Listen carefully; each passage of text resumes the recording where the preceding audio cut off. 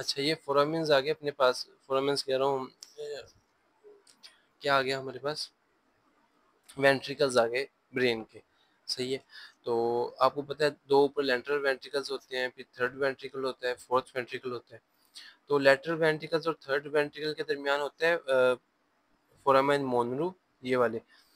तो third ventricle और fourth ventricle ventricle के दरमियान होता है ये सेंट्रल एक्विडक्ट ऑफ सिल्वियस। जो फोर्थ वेंट्रिकल है ये ओपन होता है सब एक्नोइड स्पेस में विया थ्री फोरामेन। दो साइडों पे होते हैं फोरामेन ऑफ लिश्का, और एक पीछे होता है फोरामेन ऑफ मेजेंडी। सही है।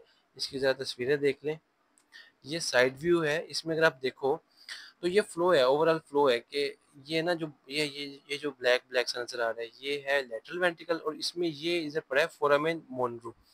वो हमने क्रॉस सेक्शन लिया हुआ है ना, सेजिटल सेक्शन लिया हुआ है, तो उसमें आप देखो तो वो लेटरल वेंट्रिकल मेजरली जो बनता है ना अपने पास सीएसएफ, वो लेटरल वेंट्रिकल के कोरोइड प्लेक्सस में बनता है। वहां से फिर मेजरली थर्ड वेंट्रिकल में आ गया विया फोरामेन मोनरू। वहां से फिर ये अपने पास सेरेब्रल एक्विडक्ट आ गई ऑफ सिल्वियस, और वहां से फोर्थ वेंट्रिकल में आ गया। ये पड़ा है फोरामेन लुश्का, एक उस तरफ होगा एक इस तरफ होगा, और नीचे ये एक पड़ा है फोरामेन मेजेंडी। सही है। तो लुश्का और मेजेंडी में से ये सारा सीएसएफ चला जाएगा सब एक्नोइड स्पेस में। सब एक्नोइड स्पेस में ये नीचे स्पाइनल कॉर्ड में सारा घूमेगा, ऊपर घूमेगा सारा।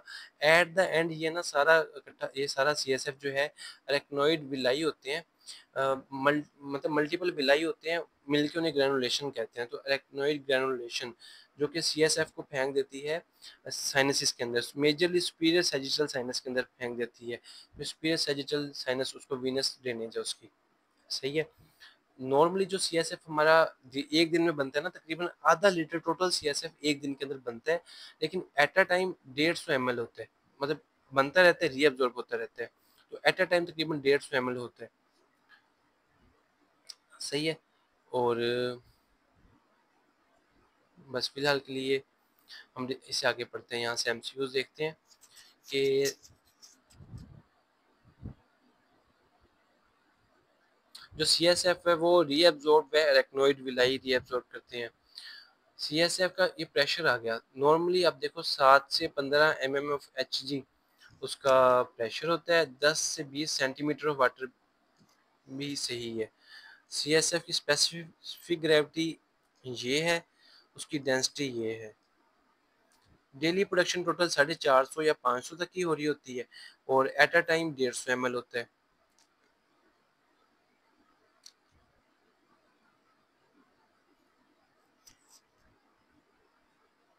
तो सीएसएफ में प्रेशर कितना होता है 10 mm of Hg. Protein levels कितना होता है 20 से 40 से, बिल्कुल चैप्टर के स्टार्ट में हमने पढ़ा था। देखिए प्रेशर होता है 10 तक, 10 ऑफ एचजी। मतलब आप देखो तो लाइक 10 से, मैं अगर हम याद करना चाहें तो 10 से 20 सेंटीमीटर ऑफ वाटर, ये होता है प्रेशर। सही है। 20 से 40 ऑफ एचजी ये होती है प्रोटीन। ऑलमोस्ट 40 टू 80 ये होती है ग्लूकोज नॉर्मल। ये कुछ वैल्यूज हैं अपने पास। बाकी आपको पता है कि ये कुशनिंग और ब्योंसी प्रोवाइड करता है ब्रेन को, कि वैसे ब्रेन का जितना भी वजन हो ना, इसके होने की वजह से ब्रेन बस कोई 50 ग्राम का हमें फील होता है। अच्छा, अब हमारे पास जो ग्रेनुलेशन जो हमारे पास होता है ना, आपको पता है सीएसएफ कहाँ से बनता है, कोरोइड प्लेक्सिस से बनता है। ऐसा ही है। तो ये जो कोरोइड प्लेक्सिस है ना, इसके ऊपर ये जो सेल्स हैं ये इपेंडाइमल सेल्स होते हैं। वैसे इपेंडाइमल सेल्स है ना तमाम वेंट्रिकल्स की इनर लाइनिंग में होते हैं, और कोरोइड प्लेक्सिस के ऊपर भी होते हैं। ये जो इपेंडाइमल सेल्स है ना, ये सीएसएफ बनाते हैं। कैसे बनाते हैं, अब यहाँ सपोज ब्लड वेसल्स आ रही हैं, ऐसा ही है। ये यहाँ से ना एक्टिवली पंप करते हैं सोडियम को इन द वेंट्रिकल्स। ये सोडियम को पंप करते हैं एक्टिवली, और साथ में वाटर भी चला जाता है। सही है। तो इस तरह ये लोग ना सीएसएफ बनाते हैं, इपेंडाइमल सेल्स। तो इपेंडाइमल सेल्स आगे किस तरह अल्ट्रा फिल्ट्रेशन ऑफ सोडियम करते हैं। सीएसएफ थर्ड वेंट्रिकल से फोर्थ वेंट्रिकल में जाता है, मजेंडी के थ्रू सब एक्नोइड स्पेस में जाता है। ऐसे ही है ना। और मेजेंडी से सब अरेक्नोइड स्पेस में जाता है, लुश्का से सब अरेक्नोइड स्पेस में जाता है, मेजेंडी से सब अरेक्नोइड स्पेस में जाता है। हाइड्रोसेफलस में जिसमें इंट्राक्रेनियल प्रेशर ज़्यादा हो जाता है, मोस्ट कॉमन ब्लॉकेज कहाँ होती है? एक्विडक्ट ऑफ सिल्वियस में होती है। सब अरेक्नोइड स्पेस में फोर्थ वेंट्रिकल से जाता है, उसके लुश्का से भी जाता है और मेजेंडी से भी जाता है। थर्ड और फोर्थ वेंट्रिकल के दरमियान सेरिब्रल एक्विडक्ट होती है। सीएसएफ की एब्जॉर्प्शन एरेक्नोइड ग्रैनुलेशंस या एरेक्नोइड विलाई के थ्रू होती है। सीएसएफ ड्यूरल वीनस साइनसेस में ड्रेन करता है, मेजरली सुपीरियर सैजिटल साइनस में ड्रेन करता है। सीएसएफ सब एरेक्नोइड स्पेस में पाया जाता है। सीएसएफ की एब्जॉर्प्शन सुपीरियर सैजिटल साइनस में होती है। सीएसएफ एरेक्नोइड विलाई के थ्रू एब्जॉर्ब होता है। सीएसएफ के arachnoid villi superior sagittal sinus में ड्रेन करते हैं। Villi projecting superior sagittal sinus. Hydrocephalus में मोस्ट कॉमन ऑब्स्ट्रक्शन एक्विडक्ट के लेवल पे होती है। सेरेब्रल एक्विडक्ट की ऑब्स्ट्रक्शन हो तो थर्ड वेंट्रिकल सबसे पहले डायलेट करेगा, ऐसे ही है ना। यहाँ ऑब्स्ट्रक्शन होगी तो सबसे पहले थर्ड वेंट्रिकल करेगा, फिर जब यहाँ प्रेशर ज्यादा हो जाएगा फिर फोर्थ वेंट्रिकल करेंगे। सेरेब्रल एक्विडक्ट की स्टेनोसिस हो तो थर्ड वेंट्रिकल की डायलेशन होगी। राइट लैटरल वेंट्रिकल डायलेटेड तो फोरामेन ऑफ मोनरो ब्लॉक हुआ हुआ है। एक्विडक्ट ऑफ सिल्वस थर्ड और फोर्थ वेंट्रिकल को मिलाती है।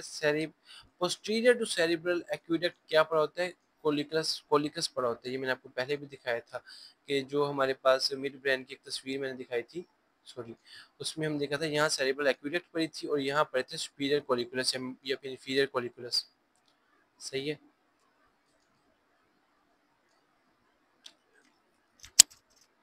सीएसएफ का अनलाइकली फीचर ये है कि central canal of spinal cord is unable to enter the fourth ventricle. CSF in the central canal of spinal cord वो क्यों नहीं आ सकता थर्ड वेंट्रिकल में? प्रॉपर कनेक्शन है नीचे से, देखें, ये देखें, ये अपने पास फोर्थ वेंट्रिकल और नीचे से कनेक्शन जा रहा है स्पाइनल कॉर्ड सेंट्रल कैनाल के साथ, तो कह रहे हैं कि यहाँ से नहीं आ सकता, तो ये अनलाइकली है। सही है। One of the following is not a feature of CSF कि arachnoid villi closes when CSF pressure rises। नहीं, ऐसा नहीं होता। CSF pressure rise होता रहेगा तो arachnoid villi तब भी उसे पंप आउट करते रहेंगे। arachnoid villi तब ब्लॉक होते हैं कि जब कोई बड़ी चीज आके वहां फंस जाए, जिस तरह के ब्लड क्लॉट या फिर पस आके वहां फंस जाए ना मेनिंजाइटिस के बाद, तब ब्लॉक होते हैं। सीएसएफ को ड्रेन करना हो एक हाइड्रोसेफलस के फीटस में तो हम लोग पोस्टीरियर फोंटेनेली से डालते हैं नीडल को। प्राइमरी ग्रेविटी आई तो उसका अल्ट्रासाउंड किया, हाइड्रोसेफलस था फीटस का, तो ऐसे तो नहीं निकल सकता था वो इतना बड़ा सर उस बच्चे का, तो उसको फिर पोस्टीरियर फोंटेनेली से पहले सीएसएफ ड्रेन करते हैं। अच्छा, सीएसएफ में क्या ब्लड या सीएसएफ में क्या ऐसी चेंजेस हैं कि जिसकी वजह से रेस्पिरेशन इफेक्ट नहीं होती? वैसे हम लोग पल्मों में पढ़ेंगे कि सीएसएफ में H+ आयंस का ज़्यादा आ जाना या एसिडोसिस हो जाना ये बहुत ज़्यादा इफेक्ट करती है रेस्पिरेशन को, as a result hyper ventilation होती है। लेकिन सोडियम के लेवल्स के अल्टर होने से रेस्पिरेशन पे इफेक्ट नहीं आता। सही है। सीएसएफ में अगर सोडियम के लेवल अल्टर हो तो उसमें अलबत्ता एसिडोसिस हो, H+ का लेवल अल्टर हो, तब आते हैं। बाकी अदर ऑप्शंस का मुझे आइडिया नहीं है।